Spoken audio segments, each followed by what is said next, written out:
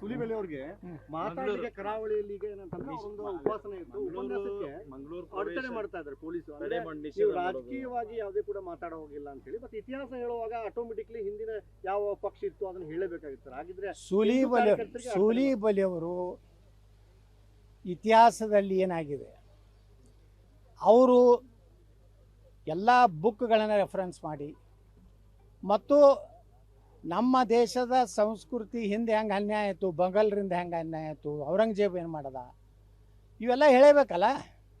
ಕಾಶ್ಮೀರ್ನಾಗ ಏನಾಯಿತು, ಹಿಂದೂಗಳನ್ನು ಕಟ್ಗಿ ಕೊರಿ ಮಷಿನ್ದಾಗ ಹಾಕಲ್ಲ ಸತ್ತು ಹೊಡೆದ್ರು.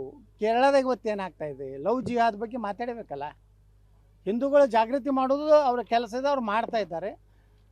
ಒಟ್ಟಾರೆ ಎಲ್ಲ ಹಿಂದೂ ನಾಯಕನ ಮುಗಿಸ್ಬೇಕಂತೇಳಿ ಸಿದ್ದರಾಮಯ್ಯ ಮತ್ತು ಡಿ ಕೆ ಶಿವಕುಮಾರ್ ನನ್ನ ಮ್ಯಾಗೂ ಇಲ್ಲಿ ಬಿಜಾಪುರ ತಹಸೀಲ್ದಾರ್ ನಾನು ನೋಟಿಸ್ ಕೊಟ್ಟಿದ್ರು, ನಿಮ್ಗೆ ಯಾಕೆ ನಿರ್ಬಂಧ ಏರಬಾರ್ದು ಅಂತೇಳಿ.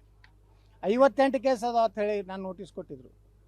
ನಾನು ಮನೆಗೆ ಹೈಕೋರ್ಟಿಗೆ ಹೋದೆ, ತಹಸೀಲ್ದಾರ್ಗೆ ವಾಪಸ್ ಅವರು ಹೈಕೋರ್ಟಿಗೆ ಬಂದು ಹಾಜರಾಗ್ಲಿಕ್ಕೆ ಹೇಳ್ಯಾರ. ಎಲ್ಲ ಕೇಸುಗಳಿಗೆ ಸ್ಟೇ ಕೊಟ್ಟಿದ್ದ ನ್ಯಾಯಾಲಯ. ಈಗ ನನಗೇನೂ ಮಾಡೋಕ್ಕಾಗೋದಿಲ್ಲ. ಸಿದ್ದರಾಮಯ್ಯ ಮತ್ತು ಡಿ ಕೆ ಶಿವಕುಮಾರ್ ಪೊಲೀಸ್ ಇಲಾಖೆಯನ್ನು ದುರ್ಬಳಕೆ ಮಾಡ್ಕೋತಾ ಇದ್ದಾರೆ. ದಕ್ಷ ಪ್ರಾಮಾಣಿಕ ಪೊಲೀಸ್ ಅಧಿಕಾರಿಗಳಿಗೆ ದಯಾನಂದ್ ಅಂತವ್ರಿಗೆ ಸಸ್ಪೆಂಡ್ ಮಾಡ್ತಾರೆ.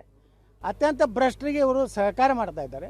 ಪೊಲೀಸ್ ವ್ಯವಸ್ಥೆನ ಕರ್ನಾಟಕ ಪೊಲೀಸ್ ಅಂದರೆ ಇಡೀ ದೇಶದಲ್ಲಿ ಮಾದರಿ, ಅದನ್ನು ಹಾಳು ಮಾಡ್ಲಕತ್ತಿದ್ದೆ ಈ ಸಿದ್ದರಾಮಯ್ಯ.